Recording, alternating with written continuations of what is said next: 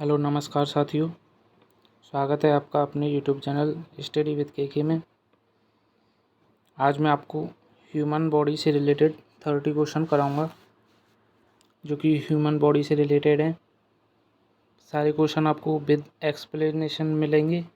कोई भी प्रॉब्लम आए आप कमेंट बॉक्स में पूछ सकते हो, कोई एक्स्ट्रा क्वेश्चन भी पूछ सकते हो, कमेंट बॉक्स में डाल सकते हो, मैं उसका ज़रूर आंसर दूँगा।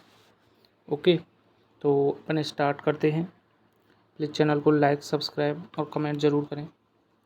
तो हमारा जो फर्स्ट क्वेश्चन है वो है, मनुष्य के शरीर का तापमान कितना होता है, यानी कि जो मानव का शरीर होता है उसका टेम्परेचर कितना होता है। तो कितना होता है मानव शरीर का टेम्परेचर? 27 डिग्री सेंटीग्रेड होता है, 37 डिग्री सेंटीग्रेड होता है, 78.6 डिग्री सेंटीग्रेड होता है या 98.6 डिग्री सेंटीग्रेड होता है। तो आंसर हमारा क्या हो जाएगा? 37 डिग्री सेंटीग्रेड होता है मानव शरीर का तापमान। तो ये तो 37 होता है अपना डिग्री सेंटीग्रेड में, लेकिन जो फ़ारेनहाइट में होता है वो कितना होता है? 98.6 फ़ारेनहाइट। फ़ारेनहाइट में कितना होता है? 98.6 डिग्री फ़ारेनहाइट होता है। और आपका उसमें केल्विन में कितना होता है? केल्विन में हमारा होता है 310 केल्विन। केल्विन में कितना होता है? 310 डिग्री केल्विन होता है हमारा टेम्परेचर। ओके, तो इनका जो आपस में रिलेशन निकालने का एक सूत्र होता है उसको मैं आगे कभी भी बताऊंगा आपको। वो थोड़ा एक 3-4 स्टेप का एक फॉर्मूला होता है जिसमें आपका डिग्री सेंटीग्रेड होता है, केल्विन होता है और हमारा फ़ारेनहाइट होता है, र्यूमर होता है। इनको आपस में कैसे इंटरचेंज कर सकते हैं उसका वो फॉर्मूला होता है। ओके, सेकंड हमारा क्वेश्चन है, प्रतिवर्त यानी कि रिफ्लेक्स क्रियाओं का नियंत्रण किसके द्वारा किया जाता है। यानी कि जो रिफ्लेक्स क्रियाएं होती है ना, प्रतिवर्त क्रियाएं, जैसे कि हमारे कुछ चुभ गया तो हम तुरंत हाथ हटा लेते हैं। जैसे हमारा हाथ आग के पास है तो हमें जब लगता है कि हाँ भाई आग लग रही है तो हम हाथ को तुरंत पीछे के हटा लेते हैं। तो ये सारी प्रतिवर्ती क्रिया होती है, यानी कि रिफ्लेक्स एक्टिविटीज़ होती हैं। तो इनको कंट्रोल कौन करता है, नियंत्रण कौन करता है इनका? तो इनका जो नियंत्रण करता है वो करता है मेरुरज्जु। मेरुरज्जु को क्या बोलते हैं? स्पाइनल कॉर्ड बोलते हैं। मेरुरज्जु को क्या बोलते हैं? स्पाइनल कॉर्ड बोलते हैं। मेरुरज्जु इनका नियंत्रण करती है, स्पाइनल कॉर्ड। ओके, तो इनको कौन नियंत्रित करता है? मेरुरज्जु करती है। और प्रतिक्रियाएं क्या होती हैं? जैसे उंगली पर पिन वगैरह का चुभ जाना तो हम हाथ को अपने को तुरंत पीछे कर लेते हैं, ये सारी रिफ्लेक्स क्रियाएं होती हैं।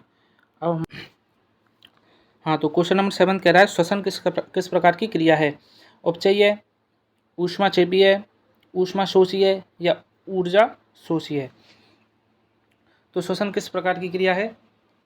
तो अपन बताएंगे ऊष्मा शोषी, यानी कि ऐसी क्रिया जो ऊष्मा का शोषण करती हो, ऊष्मा को एब्जॉर्ब करती हो। तो श्वसन में ऐसा होता है क्या? अवशोषण होता है क्या ऊष्मा का? तो श्वसन एक ऊष्माक्षेपी क्रिया है, क्योंकि ऊष्मा का उत्सर्जन होता है श्वसन में। और ऊष्माक्षेपी को अपन क्या बोलते हैं? ऊष्माक्षेपी को बोलते हैं अपन एक्सोथर्मिक। क्या बोलते हैं? एक्सोथर्मिक बोलते हैं इसको, एक्सोथर्मिक। ठीक है, तो ऊष्माक्षेपी को क्या बोलते हैं? एक्सोथर्मिक बोलते हैं। और इसको ऊष्मा जो शोषी है इसको बोलते हैं अपन एंडोथर्मिक। तो एक्सोथर्मिक जब बोलते हैं तो एक्सो का मतलब क्या हो गया? एक्सो का मतलब, एक्स का मतलब एग्जिट हो गया ना। एग्जिट का मतलब क्या होता है? बाहर निकलना। एग्जिट का मतलब क्या होता है? बाहर निकलना। और एंडोथर्मिक की अगर मैं बात करूँ तो एंडोथर्मिक का मतलब होता है अवशोषण, यानी कि अंदर आना। और एक्सोथर्मिक का मतलब होता है बाहर निकलना। तो होता क्या है मैं आपको बताऊं, एक मिनट रुको कि देखो, आपको मैं बता रहा हूँ अभी, रुको कि भैया होता क्या है कि जब अपन श्वसन करते हैं ना, तो श्वसन में ये जो सेल्स होती हैं, अपनी कोशिकाएं होती हैं, इनमें हमारी क्या जाती है? ऑक्सीजन जाती है। किसके माध्यम से? ब्लड के माध्यम से ऑक्सीजन जाती है। जब यहाँ पे ऑक्सीजन जाती है तो भोजन, यहाँ पे जो भोजन का जो बड़े बड़े पोषक तत्व होते हैं उनका दहन होता है ऑक्सीजन की उपस्थिति में।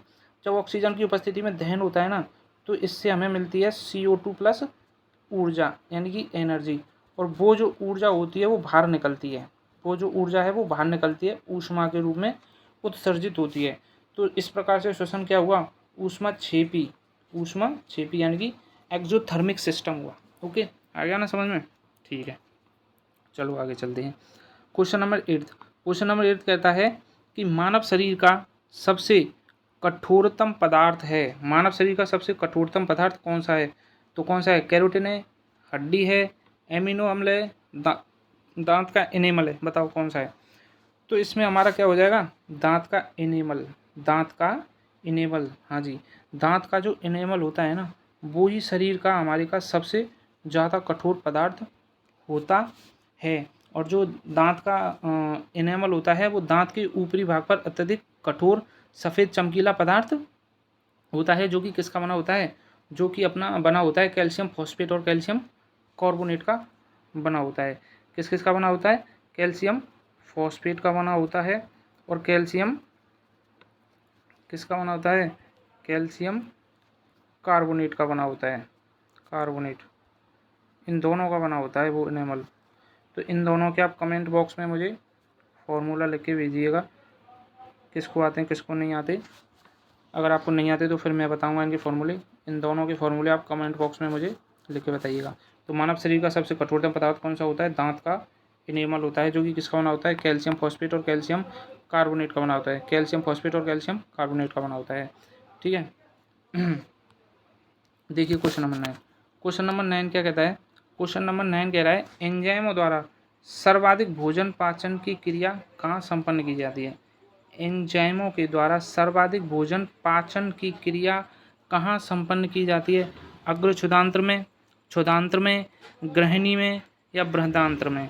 तो देखिए, जो अपने दो आंत होती हैं, आंत को इंग्लिश में बोलते हैं इंटेस्टाइन। एक तो होती है स्मॉल इंटेस्टाइन और एक होती है अपनी लार्ज इंटेस्टाइन। लार्ज इंटेस्टाइन, ये दो आंत होती हैं अपनी, लार्ज इंटेस्टाइन और स्मॉल इंटेस्टाइन, यानी कि छोटी आंत और बड़ी आंत। तो जो छोटी आंत होती है ना, उसके 3 पार्ट होते हैं और वो 3 पार्ट इस क्वेश्चन में ही नहीं थे। वो होते हैं अग्र क्षुधांत्र, ग्रहणी और क्षुधांत्र। ये जो है ग्रहणी, ये सबसे ऊपर का पार्ट होता है छोटी आंत का, और इसे अपन क्या बोलते हैं? डेड्यूनम बोलते हैं। डेड्यूनम बोलते हैं इसको। और जो अग्र क्षुधांत्र होता है इसको जेजुनम बोलते हैं। क्या बोलते हैं इसको? जेजुनम बोलते हैं। और जो क्षुधांत्र होता है इसको इलियम बोलते हैं। तो जो अपनी छोटी आंत होती है उसके 3 पार्ट होते हैं। वो 3 पार्ट कौन कौन से होते हैं? जेजुनम, डेडुनम और इलियम। तो उसमें से अपन ये क्वेश्चन कह रहा है एंजाइमों द्वारा सर्वाधिक भोजन पाचन की क्रिया कहाँ संपन्न होती है? तो वो होती है ग्रहणी में। और ग्रहणी को क्या बोलते हैं? डेड्यूनम बोलते हैं। ठीक है, डेड्यूनम बोलते हैं ग्रहणी को। ओके, और ये जो बृहदांत्र होता है ना, ये लार्ज इंटेस्टाइन यानी कि बड़ी आंत का पार्ट होता है। Okay, question number 9 complete. अब आते हैं अपन क्वेश्चन नंबर 10 पे। क्वेश्चन नंबर 10 क्या कह रहा है? क्वेश्चन नंबर 10 कह रहा है अपना कि मानव शरीर में ग्लूकोज किस रूप में संग्रहित रहता है? हाँ जी, ग्लूकोज किस रूप में संग्रहित रहता है? तो जो मानव शरीर होता है उसमें जो ग्लूकोज होता है ना भैया, वो ग्लाइकोजन के रूप में संग्रहित रहता है। ग्लाइकोजन के रूप में संग्रहित रहता है। और ग्लाइकोजन साहब आपका कहाँ पाया जाता है? ग्लाइकोजन साहब पड़े रहते हैं अपने लीवर में। और लीवर को क्या कहते हैं? यकृत बोलते हैं। लीवर को क्या बोलते हैं? यकृत बोलते हैं। Okay, question number 11।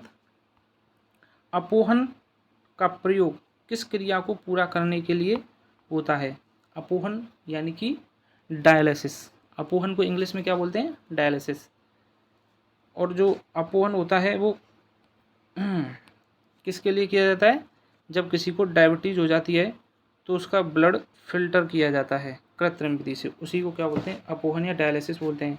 क्वेश्चन कह रहा है अपोहन का प्रयोग किस क्रिया को पूरा करने के लिए किया जाता है? तो इसमें आंसर आएगा हमारा फेफड़े, हृदय, यकृत या गुर्दे। फेफड़े का संबंध होता है क्या अपोहन से? हृदय का होता है, यकृत का होता है या गुर्दे का होता है? अच्छा ये बताओ, गुर्दे में मतलब गुर्दे को क्या बोलते हैं? गुर्दे को बोलते हैं अपन वृक्क बोलते हैं। गुर्दे को क्या बोलते हैं? वृक्क बोलते हैं। और वृक्कों को क्या बोलते हैं? किडनी बोलते हैं। वृक्कों को क्या बोलते हैं? किडनी बोलते हैं। और किडनी में ही क्या हो जाता है, जब दोनों किडनी या एक किडनी खत्म हो जाती है ना अपनी बिल्कुल पूरी तरह से, तो उस कंडीशन में क्या होता है भाई? किडनी क्या काम करती है? अपनी अपशिष्ट पदार्थ जो होते हैं, नाइट्रोजनी अपशिष्ट पदार्थ जैसे मूत्र वगैरह, इनको क्या करती है? मतलब अपशिष्ट पदार्थ जो मूत्र होता है उसको, यूरिन को फिल्ट्रेशन का काम करती है। उसमें से जो जल होता है, आवश्यक जो पोषक तत्व होते हैं, उनको क्या करती है? एब्जॉर्ब कर लेती है। और जो बाकी चीज़ होती है वो टॉयलेट के रूप में अपने यूरिन के रूप में बाहर निकाल दी जाती है। ओके, तो गुड़ ये जो किडनी होती है जब ये ख़त्म हो जाती है तो इसमें से क्या होता है इसमें, एक मिनट होगा, क्या हो गया ये। तो जब अपन की जो किडनी होती है वो सही नहीं होती है, उस कंडीशन में क्या होता है कि यूरिन के साथ अपना ग्लूकोज भी बाहर निकल रहा होता है, और ग्लूकोज जब बाहर निकलता है तो उस कंडीशन में क्या होता है, डायबिटीज़ की प्रॉब्लम हो जाती है। और डायबिटीज़ को क्या बोलते हैं, मधुमेह रोग बोलते हैं या शुगर बोलते हैं। ठीक है, डायबिटीज़ को क्या बोलते हैं, मधुमेह या शुगर बोलते हैं। और डायबिटीज़ जो होती है वो कौन सी वाली डायबिटीज़ होती है, डायबिटीज़ मेलिटस होती है। कौन सी डायबिटीज़ होती है, डायबिटीज़ मेलिटस हो जाती है। क्योंकि मैं आपको बता दूं कि डायबिटीज़ जो होती है भैया वो दो प्रकार की होती है। एक तो होती है कौन, एक तो होती है डायबिटीज़ मेलिटस, एक तो होती है डायबिटीज़ मेलिटस, एक होती है भैया अपनी डायबिटीज़ इंसिपिडस। एक कौन सी होती है, इंसिपिडस होती है, डायबिटीज़ इंसिपिडस। ये दो डायबिटीज़ होती हैं। तो ये तो अपनी जो है होती है किसके द्वारा, ये तो होती है अपनी किडनी के माध्यम से। ये अपनी इंसिपिडस वाली जो होती है वैसोप्रेसिन या एडीएच हार्मोन की कमी से होती है इंसिपिडस वाली। तो ये होता है कि इसमें अपोहन क्यों कराते हैं, क्योंकि मधुमेह रोग हो जाता है। तो और अपोहन एक कृत्रिम विधि है ब्लड फिल्ट्रेशन की। ठीक है, आगे होगा समझ में। अब अपन चलते हैं नेक्स्ट क्वेश्चन की तरफ, क्वेश्चन नंबर 12। तो क्वेश्चन नंबर 12 क्या है, क्वेश्चन नंबर 12 है अपना, मूत्र का पीला रंग किसकी मौजूदगी के कारण है। मूत्र का पीला रंग किसके कारण होता है, तो मूत्र का जो पीला रंग होता है, अपने यूरिन का जो पीला रंग होता है वो एक वर्णक होता है, यूरोक्रोम वर्णक। इस यूरोक्रोम वर्णक की वजह से ही मूत्र का जो रंग होता है वो कैसा होता है, पीला कलर होता है मूत्र का। और अगर मैं बात करूँ मूत्र के पीएच की, तो मूत्र का पीएच मान होता है अपना 6। और मूत्र में जो गंध आती है वो किसकी वजह से आती है, अमोनिया यानी कि NH3 की वजह से मूत्र में क्या आती है, गंध आती है। और मूत्र में जो है 95% तो क्या पाया जाता है, जल पाया जाता है। 95% जल पाया जाता है, 2% उसमें लवण पाए जाते हैं, 2.6% इसमें यूरिया पाया जाता है, और 0.3% यूरिक एसिड पाया जाता है। तो अगर मैं बात करूँ मूत्र की, 95% जल पाया जाता है मूत्र में, 2% आपका लवण पाए जाते हैं, लवण के रूप में सोडियम पोटेशियम ये पाए जाते हैं, और आपके 2.6% इसमें यूरिया पाया जाता है, 0.3% इसमें यूरिक एसिड पाया जाता है। जो मूत्र होता है, यूरिन होता है, उसका जो pH मान होता है वो 6 होता है। यूरिन में जो गंध आती है वो NH3 यानी कि अमोनिया के कारण आती है। और मूत्र का पीला रंग किसकी मौजूदगी के कारण होता है, तो वो होता है अपना यूरोक्रोम वर्णक के कारण। एक वर्णक पाया जाता है यूरोक्रोम वर्णक, उसके कारण होता है। क्वेश्चन नंबर 13, नर के लक्षण देने वाला हार्मोन कौन सा है। क्वेश्चन है नर के लक्षण देने वाला हार्मोन कौन सा है, क्या एस्ट्रोजन है, क्या प्रोजेस्टेरोन है, क्या एंड्रोजन है, क्या प्रोलैक्टिन है। तो मैं आपको बता दूं, एस्ट्रोजन, प्रोजेस्टेरोन, प्रोलैक्टिन ये तीनों मादा से संबंधित हैं। ये तीनों किससे, मादा से संबंधित हैं, लेडीज या गर्ल्स से संबंधित हैं। और अपना एक इकलौता जो एंड्रोजन है, ये वाला हार्मोन नर के लक्षण देने वाला हार्मोन है। और एंड्रोजन के अलावा कौन सा, टेस्टोस्टेरोन हार्मोन भी नर का होता है, जबकि ये तीनों हार्मोन महिलाओं से संबंधित है। इसमें जो एस्ट्रोजन और प्रोजेस्टेरोन ये जो हार्मोन है ये मादाओं में किनको, जनन की गतिविधियों को संचालित करते हैं, जबकि ये प्रोलैक्टिन हार्मोन जो होता है ये क्या करता है, प्रोलैक्टिन हार्मोन प्रसव के बाद माँ के स्तनों में दुग्ध निर्माण क्रिया को प्रेरित करता है। प्रसव के बाद माँ के स्तनों में दुग्ध की निर्माण की प्रक्रिया को क्या करता है, प्रेरित करता है, कौन, प्रोलैक्टिन। और ये दोनों जनन हार्मोन है, एस्ट्रोजन और प्रोजेस्टेरोन। और ये एंड्रोजन नर के लक्षण देने वाला हार्मोन होता है, कौन सा, एंड्रोजन और टेस्टोस्टेरोन। ठीक है, क्वेश्चन नंबर 14 ये सुमेलित करने वाला है। क्वेश्चन नंबर 14 सुमेलित कीजिए। Number 1 insulin, thyroxine, thyroid stimulating hormone, testosterone. ठीक है, इधर दे रखे हैं थायराइड ग्रंथि, अग्नाशय की बीटा सेल्स, वृषण और पीयूष ग्रंथि, चार इधर हैं, ये हमें सुमिलित करने की कौन सा किससे रिलेटेड है। तो बताओ इंसुलिन किससे रिलेटेड है, कहाँ से आता है इंसुलिन। इंसुलिन आता है अपना अग्नाशय की बीटा सेल से आता है ना इंसुलिन। और थायरोक्सिन थायराइड ग्रंथि से आता है। और थायराइड स्टिमुलेटिंग हार्मोन यानी कि टीएसएच की फुल फॉर्म होती है थायराइड स्टिमुलेटिंग हार्मोन। तो ये अपना पीयूष ग्रंथि द्वारा नियंत्रित होता है।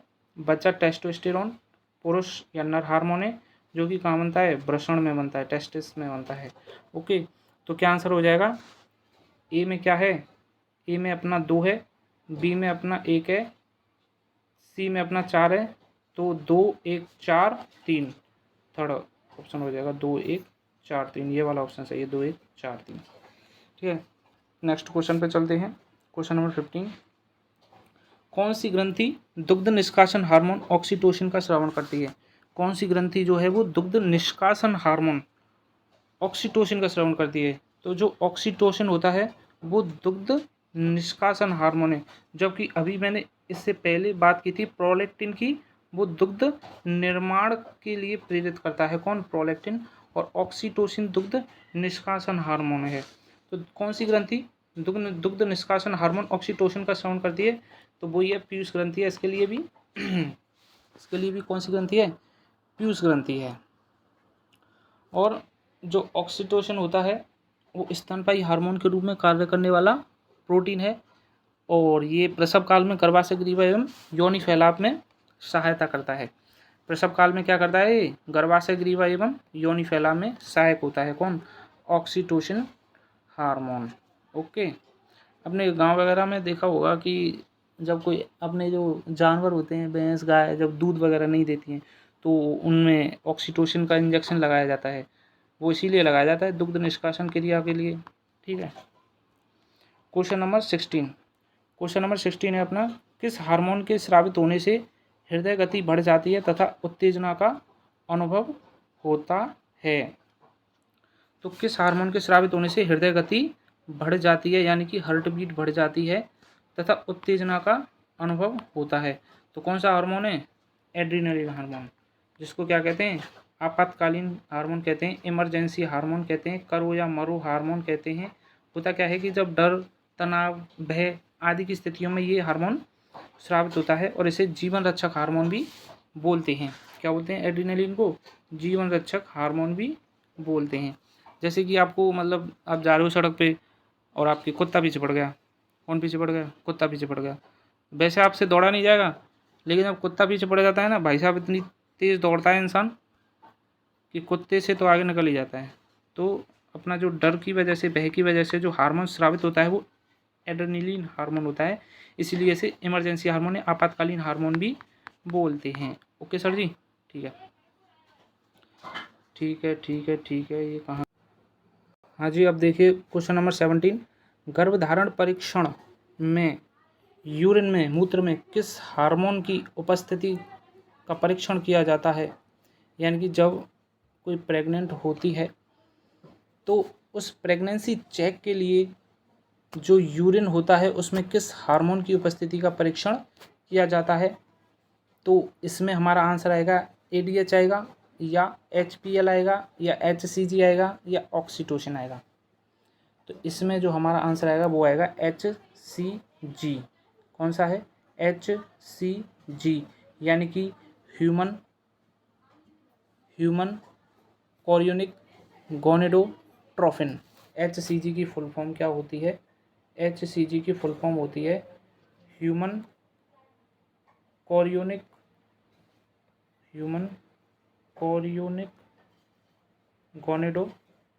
गोनेडोट्रोपिन, ये होते हैं ह्यूमन कोरियोनिक गोनेडोट्रोपिन। मैं बोल रहा हूँ ये, मैं बताऊँ आपको, ये जो स्टाइलस पेन है ना इसकी थोड़ी रबड़ ऐसी है, आगे की रबड़ है इसमें, तो क्या होता है कि मोबाइल की स्क्रीन पर ये ठीक से चल नहीं पाती है, ये प्रॉब्लम है इसमें, इसलिए मैं नहीं लिख पाता हूँ ठीक से।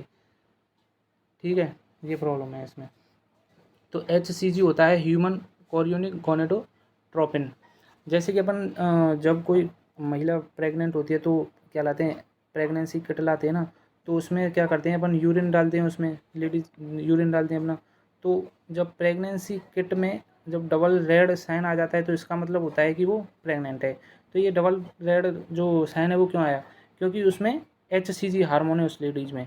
HCG हार्मोन की वजह से डबल रेड साइन आया है। अगर उसमें HCG नहीं होता है यानी कि वो प्रेग्नेंट नहीं होती है तो एक ही क्या आता है, रेड साइन आता है। तो इसलिए अपन जो टेस्ट करते हैं वो HCG का करते हैं, तो उसे HCG किट भी बोलते हैं। ठीक है, गर्भधारण परीक्षण में मूत्र में किस हार्मोन की उपस्थिति का परीक्षण किया जाता है, तो HCG आएगा इसमें, ह्यूमन कोरियोनिक गोनेडोट्रोपिन। इसको फुल फॉर्म को जरूर याद रख लेना। ठीक है, क्वेश्चन नंबर 18 है हमारा, यदि रक्त में शर्करा का स्तर बढ़ जाता है तो किस हार्मोन का स्राव होता है। यदि रक्त में शर्करा का स्तर बढ़ जाता है तो किस हार्मोन का स्राव होता है। रक्त में शर्करा का स्तर बढ़ जाता है तो किस हार्मोन का स्राव होता है, तो इसका आंसर होगा अपना, क्या आंसर हो जाएगा इसका, इंसुलिन हार्मोन। इंसुलिन हार्मोन अपना आंसर हो जाएगा।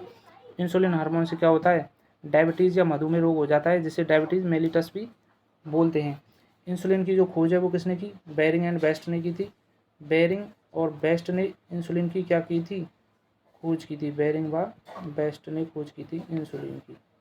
ठीक है जी, ओके।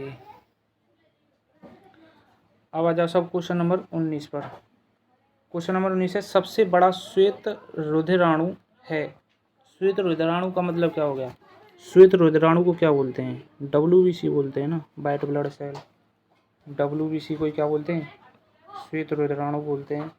तो सबसे बड़ा जो श्वेत रुधिराणु है वो कौन सा है, एक केंद्रकाणु यानी कि मोनोसाइट।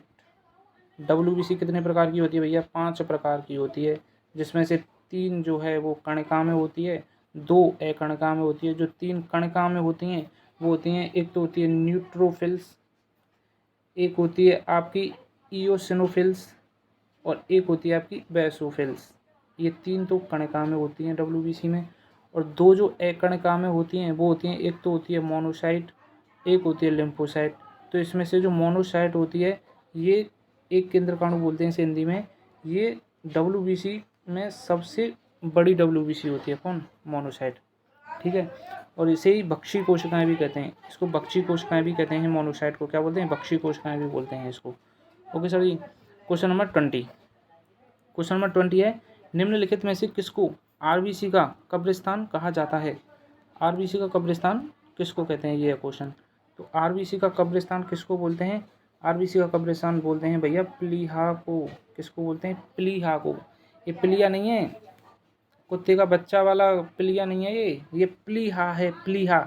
जिसे क्या बोलते हैं, जिसे अपन स्प्लीन बोलते हैं, स्प्लीन, जिसे क्या बोलते हैं, स्प्लीन बोलते हैं। और जो हमारा आमा से होता है ना, आमा से होता है, उसके साइड में पीछे की साइड लटकी हुई अवस्था में रहती है ये प्लिया, स्प्लीन। होता क्या है कि जो RBC होती है उसका जीवन काल कितना होता है, 120 दिन का होता है, और 120 दिन बाद जो RBC होती है अपनी डेड हो जाती है, मर जाती है। और जो अपनी RBC है वो डेड होने के बाद कहाँ पहुँच जाती है, स्प्लीन में, प्लीहा में पहुँच जाती है। और इसको एक और नाम होता है इसका, प्लिया या स्प्लीन का, इसे ही अपन तिल्ली भी बोलते हैं। क्या बोलते हैं, तिल्ली भी बोलते हैं इसको, तिल्ली। स्प्लिया स्प्लीहा या उसको प्लीहा या स्प्लीन को तिल्ली भी बोलते हैं, और RBC का कब्रिस्तान होती है ये। ठीक है, ओके। क्वेश्चन नंबर 21 है, मानव रक्त का रंग लाल होता है। तो ये पूछ रहा है किसकी वजह से होता है, मानव रक्त का जो रंग होता है वो लाल होता है, वो किसकी वजह से होता है। तो मानव रक्त का जो लाल रंग होता है वो होता है किसकी वजह से, बताओ, मायोग्लोबिन के कारण, हीमोग्लोबिन के कारण, इम्यूनोग्लोबिन के कारण, हेप्टोग्लोबिन के कारण।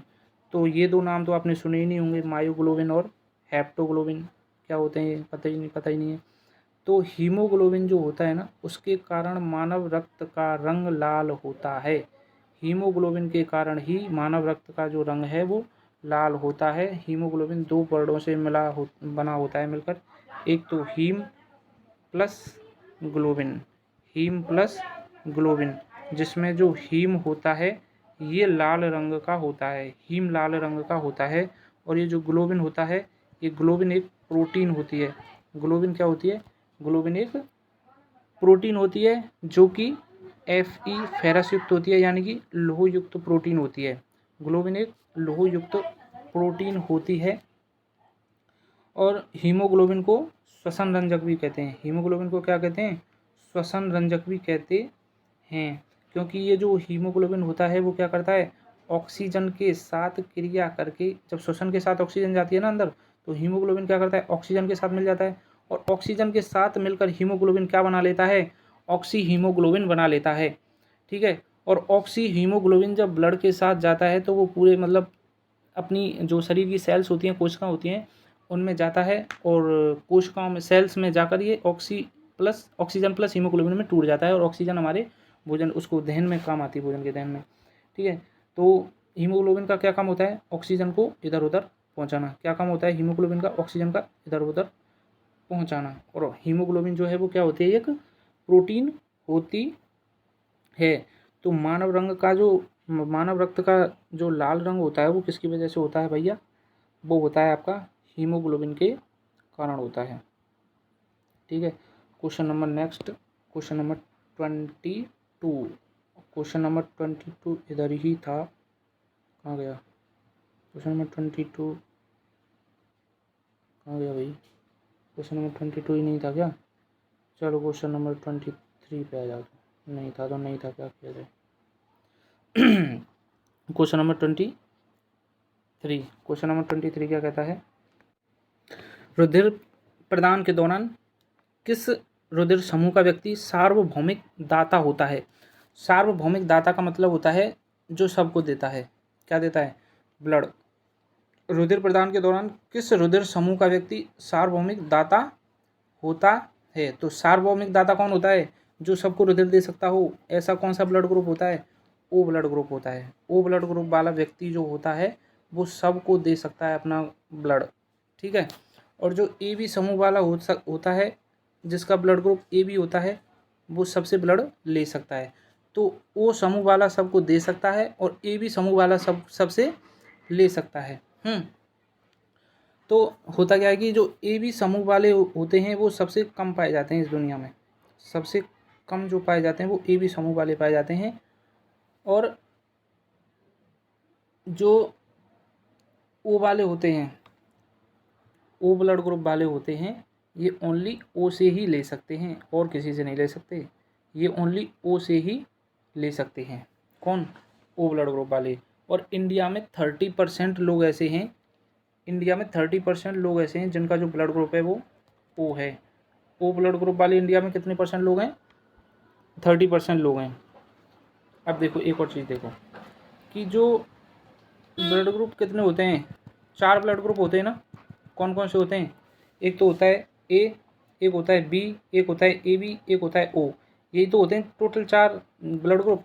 तो इनमें से जो 3 होते हैं ना, ए बी और ए बी, ए बी और ए बी, इनकी जो खोज की थी वो की थी लैंड स्टीनर ने। किसने की थी, स्टीनर साहब ने खोज की थी इनकी तीनों की, ए बी और ए बी की। और जो ओ ब्लड ग्रुप है इसकी जो खोज की थी वो की थी कास्टले एवं स्टोरली ने। किसने की थी, कास्टले एंड स्टोरली ने कास्टले और स्टोरली, इन दोनों ने ओ समूह की क्या की थी, खोज की थी। अब देखो क्वेश्चन नंबर 24 है, एक व्यक्ति दुर्घटना में घायल हो गया है। कोई व्यक्ति है, दुर्घटना चलती रहती है, और वो क्या हो गया, दुर्घटना में उसमें घायल हो गया। तो एक व्यक्ति दुर्घटना में घायल हो गया है और उसके रक्त समूह की जांच के लिए टाइम नहीं है साहब, इतना टाइम नहीं है कि उसका ब्लड ग्रुप चेक कर लें हम। तो उसे निम्न में से कौन सा खून दिया जाना चाहिए। कौन सा ब्लड ग्रुप है जिसे हम उसे दे सकते हैं। क्या हम ए बी और आर एच नेगेटिव दे सकते हैं, क्या ए बी और आर एच पॉजिटिव दे सकते हैं, क्या हम ओ और आर एच पॉजिटिव दे सकते हैं, क्या हम ओ और आर एच नेगेटिव दे सकते हैं। तो आर एच क्या होता है, आर एच एक एंटीजन होता है, जिसे मकाका रीसस में खोजा गया था सबसे पहले। आर एच एक क्या होता है, एंटीजन होता है, जो कि जिन लोगों में पाया जाता है उनके लिए आर एच पॉजिटिव का इस्तेमाल किया जाता है, और जिनमें ये नहीं पाया जाता है उनके लिए आर एच नेगेटिव वर्ड का यूज किया जाता है। ठीक है, तो आर एच पॉजिटिव जिनमें पाया जाता है, जिनमें आर एच पाया जाता है, जिनमें आर एच नहीं पाया जाता उनके लिए आर एच नेगेटिव का प्रयोग किया जाता है। अब ये क्वेश्चन पे आ जाओ, क्वेश्चन क्या कह रहा है ये, क्वेश्चन कह रहा है कि एक व्यक्ति दुर्घटना में घायल हो गया है, उसके रक्त की समूह की जाँच करने के लिए टाइम नहीं है, उसे निम्न में से कौन सा खून दिया जाएगा। तो कौन सा दिया जाएगा, उसको दिया जाएगा sir question number option number 4 यानी कि ओ नेगेटिव, ओ नेगेटिव, ओ और आर एच नेगेटिव। भाई ए बी तो दे ही नहीं सकते क्योंकि ए बी सबको देता है क्या, ये तो सबसे लेता है, ए बी तो सबसे लेता है, सबको देता है क्या, सबको कौन देता है, सबको तो वही देता है ओ। और ए बी और आर एच पॉजिटिव, तो इसमें भी ए बी है तो ये भी नहीं आएगा, और ये है ओ और आर एच पॉजिटिव। इसका मतलब है कि जो भी ब्लड दे रहा है उसमें आर एच पॉजिटिव स्थित है, जबकि आर एच पॉजिटिव का मतलब है कि उसमें आर एच एंटीजन हैं, उसमें आर एच एंटीजन है। जबकि हमको जो ब्लड चाहिए वो ऐसा चाहिए जिसमें एंटीजन उपस्थित ही ना हो। तो आर एच नेगेटिव का मतलब है उसमें एंटीजन उपस्थित नहीं है, तो इसलिए हम उसके लिए कौन सा ब्लड ग्रुप देंगे, ओ नेगेटिव ब्लड दे सकते हैं हम उसके लिए। आ गया समझ में? ठीक है, क्वेश्चन नंबर 25 पे आ जाइए। क्वेश्चन नंबर 25 है, भ्रूणावस्था या नवजात शिशुओं में, भ्रूणावस्था या नवजात शिशुओं में तथा वयस्कों में रक्त का निर्माण क्रम से होता है। यानी कि जो हम मनुष्य होते हैं, इस धरती पर रहते हैं, तो हमें जो ब्लड होता है उसका निर्माण कहाँ होता है हमें, यानी कि कहाँ कहाँ से आता है वो रक्त। ऐसा तो है नहीं कि बादल से टपक के आ गया हमारे अंदर रक्त, तो कहीं निर्माण भी तो होता होगा शरीर में अंदर। तो भैया मैं आपको बता दूं कि जो भ्रूणावस्था या नवजात शिशु अवस्था होती है उसमें तो जो ब्लड बनता है वो प्लीहा यानी कि स्प्लीन में बनता है। कहाँ बनता है? प्लीहा या स्प्लीन में बनता है।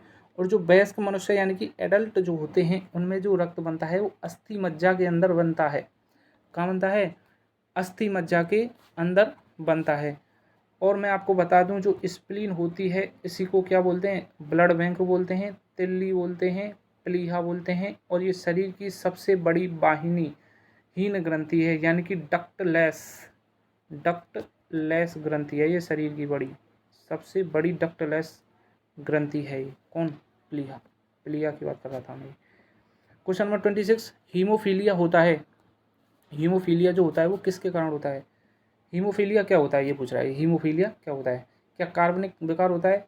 क्या चयापचयी विकार होता है? क्या आनुवंशिक विकार होता है? क्या हार्मोन का विकार होता है? विकास नहीं है ये विकास नहीं है, ये विकार है। क्या हार्मोन का विकार होता है? तो इसमें हमारा आंसर आ जाएगा कि हीमोफीलिया रोग क्या है? एक आनुवंशिक विकार है हीमोफीलिया। और इसी हीमोफीलिया को ही अपन क्या बोलते हैं? शाही रोग भी बोलते हैं इसको। क्या बोलते हैं भैया? शाही रोग भी बोलते हैं इसे, हीमोफीलिया को। और हीमोफीलिया को ही अपन क्या बोलते हैं? राज परिवारों से संबंधित रोग भी बोलते हैं इसको। क्या बोलते हैं इसको? राज परिवारों से संबंधित रोग भी बोलते हैं। और राज परिवारों से संबंधित रोग क्यों बोलते हैं? क्योंकि जो ब्रिटेन की महारानी विक्टोरिया थी ना, ब्रिटेन की महारानी विक्टोरिया जो थी, विक्टोरिया थी, उसको सबसे पहले ये रोग हुआ था। कौन सा? हीमोफीलिया वाला। तो इसलिए इसे शाही रोग, राज परिवारों से संबंधित रोग बोलते हैं, क्योंकि ये सबसे पहले महारानी विक्टोरिया को हुआ था जो कि ब्रिटेन की थी। और इसमें होता क्या है हीमोफीलिया में? हीमोफीलिया में क्या होता है कि चोट लग जाती है ना, तो चोट लग जाती है तो खून निकलेगा, ब्लड निकलेगा। तो ब्लड निकलेगा तो सही, लेकिन वो निकलता ही रहेगा, बंद नहीं होगा। ये होता है हीमोफीलिया। हीमोफीलिया में क्या होता है कि जब अपन चोट लग जाती है ना अपन को, तो ब्लड निकलता है तो वो बंद नहीं होता, रक्त का थक्का जमना बंद हो जाता है हीमोफीलिया में। हीमोफीलिया में क्या होता है? रक्त का थक्का नहीं जमता है, जिसके कारण अपना ब्लड निकलता ही रहता है। और उस इंसान की क्या हो जाती है भैया? मृत्यु हो जाती है। ऊपर स्वर्ग लोक में सिधार जाते हैं वो। ठीक है, तो ये होता है हीमोफीलिया। ठीक है, अब आ जाओ सब क्वेश्चन नंबर 27 पर। क्वेश्चन नंबर 27 है, हाँ जी, ये देखो, भयंकर बर्ड जिसका नाम है क्या? गर्भ रक्ताणु कोरकता। गर्भ रक्ताणु कोरकता रोग होता है। किसके कारण होता है गर्भ रक्ताणु कोरकता? गर्भ रक्ताणु कोरकता को ही अपन क्या बोलते हैं? क्या बोलते हैं गर्भ रक्ताणु कोरकता को? इसको बोलते हैं erythroblastosis fetalis. Erythroblastosis blastocyst fetalis बोलते हैं इसको। ठीक है, एरिथ्रोब्लास्टोसिस फेटालिस रोग बोलते हैं इसको, गर्भ रक्ताणु कोरकता को। तो ये कोई ब्लास्ट नहीं है, ये एक रोग का नाम है भैया, एरिथ्रोब्लास्टोसिस फेटालिस। तो ये पूछ रहा है गर्भ रक्ताणु कोरकता रोग एरिथ्रोब्लास्टो फेटालिस होता है, किसके कारण होता है? पति के RH पॉजिटिव तथा पत्नी के RH पॉजिटिव होने पर, यानी कि दोनों के पॉजिटिव होने पर। पति के RH नेगेटिव तथा पत्नी के RH नेगेटिव होने पर, यानी कि दोनों के नेगेटिव नेगेटिव होने पर, पति के RH नेगेटिव तथा पत्नी के RH पॉजिटिव होने पर, यानी कि नेगेटिव और पॉजिटिव होने पर, पति के RH पॉजिटिव तथा पत्नी के RH नेगेटिव होने पर। तो एरिथ्रोब्लास्टोफेटालिस रोग जो गर्भ रक्ताणु कोरकता होता है वो किसके कारण होता है? इसमें हमारा जो ऑप्शन रहेगा वो रहेगा ऑप्शन नंबर 4, पति के RH पॉजिटिव तथा पत्नी के RH नेगेटिव होने पर ये रोग होता है। देखो गर्भ रक्ताणु कोरकता में क्या होता है कि जो माँ होती है ना वो RH नेगेटिव होती है, लेकिन जो उसका पति होता है वो RH पॉजिटिव होता है। तो जो उनके अब RH नेगेटिव और RH पॉजिटिव, इनसे जो बच्चा हुआ वो हुआ RH पॉजिटिव। कौन सा बच्चा हुआ? RH positive. अब ये जो पहला बच्चा होता है, इनका जो फर्स्ट बेबी होता है वो तो जीवित हो जाता है, लेकिन वो भी बहुत कमज़ोर प्रवृत्ति का होता है पहला बच्चा। लेकिन जो सेकंड बच्चा होता है ना वो जो है वो जीवित नहीं होता, वो मृत पैदा होता है सेकंड बच्चा। ऐसा क्यों होता है? ऐसा इसलिए होता है क्योंकि जो RH पॉजिटिव होता है, ये जो RH पॉजिटिव होता है ना, इसकी वजह से क्या होता है कि अधिकतर भ्रूणों की मृत्यु माता के गर्भ में ही हो जाती है। क्यों हो जाती है? वो इसलिए हो जाती है क्योंकि जो इसमें IgG एंटीबॉडी होती है, जो RH पॉजिटिव की वजह से जो IgG एंटीबॉडी जो बनती है वो बहुत अधिक मात्रा में बन जाती है, बहुत अधिक मात्रा में बन जाती है वो। और जिसके कारण क्या होता है कि जो अपना ब्लड होता है उसका समूहन हो जाता है, यानी कि वो रक्त जो होता है वो जम जाता है। रक्त का क्या हो जाता है? समूहन हो जाता है, यानी कि रक्त जम जाता है। और ऐसी स्थिति में जो सेकंड बेबी होता है वो अपना मृत होता है। तो इसके लिए अपन क्या करते हैं, 72 घंटों के अंदर anti-RHD या IgG का इंजेक्शन लगाया जाता है इस चीज़ को रोकने के लिए। ठीक है, तो गर्भ रक्ताणु कोरकता रोग किसके कारण होता है? अगर पति RH पॉजिटिव हो और पत्नी RH नेगेटिव हो। अगर पति RH पॉजिटिव हो, पत्नी RH नेगेटिव हो, तो इस कंडीशन में जो बच्चा होगा वो पहला बेबी RH पॉजिटिव होगा और जीवित तो होगा लेकिन कमज़ोर होगा, लेकिन जो सेकंड बेबी होगा वो मृत पैदा होगा। ये होता है अपना गर्भ रक्ताणु कोरकता है, एरिथ्रोब्लास्टोसिस फेटालिस। ठीक है, okay. Question number 28। Question number 28 है, यदि पिता RH पॉजिटिव सहित व माता RH नेगेटिव हीन हो तो माता को पहले प्रसव के तुरंत बाद दिया जाता है RH प्रतिजन, प्रोटियस, रहोगम प्रतिरक्षी, दिए गए सभी का मिश्रण। तो इसका जो अपना आंसर होता है वो होता है रहोगम प्रतिरक्षी। रहोगम प्रतिरक्षी क्या है? ये रहोगम प्रतिरक्षी।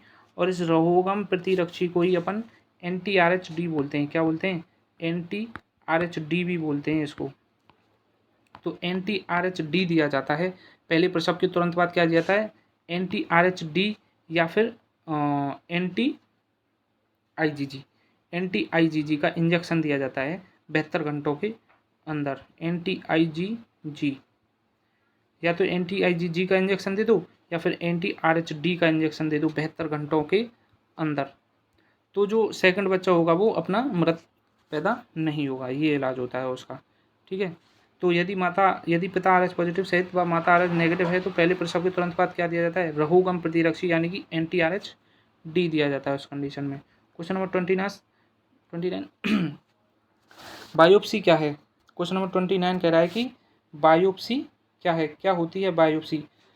देखो बायोप्सी जो अपन कराते हैं ना वो कब कराते हैं? जब किसी को कैंसर हो जाती है ना, जब किसी को कैंसर हो जाती है तो उस कैंसर का पता लगाने के लिए बायोप्सी कराते हैं। बायोप्सी में क्या होता है कि जैसे कोई मनुष्य है तो उसकी जो टिश्यू होता है ना, उसका जो ऊतक होता है उसमें से क्या करते हैं, कहीं से कट मार के थोड़ा सा ऊतक का पार्ट ले लेते हैं। उस ऊतक के पार्ट को अपन लैब में ले जाते हैं और लैब में ले जाकर क्या करते हैं, माइक्रोस्कोप से उसकी जांच करते हैं। माइक्रोस्कोप से उसकी क्या करते हैं, जांच करते हैं। तो इसी को ही क्या कहते हैं, बायोप्सी कहते हैं। तो ये पूछ रहा है बायोप्सी क्या है। पहला ऑप्शन है अंगों का प्रत्यारोपण है, दूसरा ऑप्शन है मृत शरीर के अंगों का अध्ययन है, तीसरा ऑप्शन है जीवित शरीर से काटे ऊतकों की जांच है, चौथा ऑप्शन है ऊतकों पर विषैले प्रभाव का अध्ययन है। तो इसमें हमारा आंसर क्या हो जाएगा, थर्ड ऑप्शन हो जाएगा कि भैया जो बायोप्सी है वो क्या है, जीवित शरीर से काटे ऊतकों की जांच यानी कि टिश्यू की जांच होती है बायोप्सी। ठीक है, इम्पोर्टेंट है ये। Question number 30।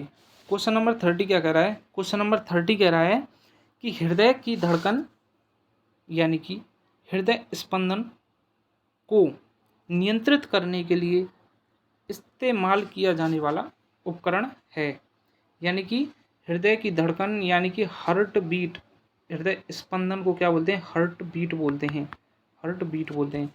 तो हृदय स्पंदन को नियंत्रित करने के लिए क्या इस्तेमाल किया जाता है? तो इसका आंसर हो जाएगा क्या? पार विश्लेषक होगा यानी कि डायलाइजर, ऑक्सीजनरेटर, डिफाइब्रिलेटर या फिर पेसमेकर। तो हार्ट से संबंधित इनमें से क्या है? आपको जाना पहचाना से क्या लगता है? तो पेसमेकर होता है ना, जब कोई बीमार हो जाता है तो हॉस्पिटल में पेसमेकर लगाते हैं ना, उसके बीमार हो जाता है तो उसके क्या लगाते हैं? उंगलियों में, पैरों की उंगलियों में, उसके यहाँ पे चेस्ट पे क्या लगा देते हैं? तार वार से जोड़ते हैं ना, वो क्या करते हैं?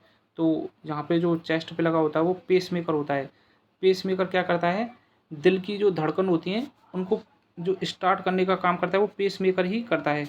और जब किसी की धड़कन बंद हो जाती है, धड़कन काम करना बंद कर देती है, तो उसको आर्टिफिशियल यानी कि कृत्रिम पेसमेकर लगाया जाता है उसकी धड़कन चालू रखने के लिए कुछ टाइम के लिए।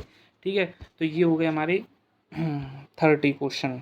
इनमें से क्वेश्चन नंबर 22 गायब था। इस प्रकार से हमारे ये कितने क्वेश्चन हुए? 29 क्वेश्चन हुए। ओके, तो आपको पसंद आए हों, अच्छी लगी हो क्लास, तो प्लीज़ लाइक कीजिएगा, कमेंट कीजिएगा। किसी क्वेश्चन में कोई प्रॉब्लम आई, प्रॉब्लम मतलब समझ में नहीं आया हो तो कमेंट में लिख के बताइएगा। और प्लीज़ सब्सक्राइब कर दिएगा चैनल को, लाइक कर दिएगा, शेयर कर दीजिएगा। ठीक है, थैंक यू भाई, थैंक यू बहनों।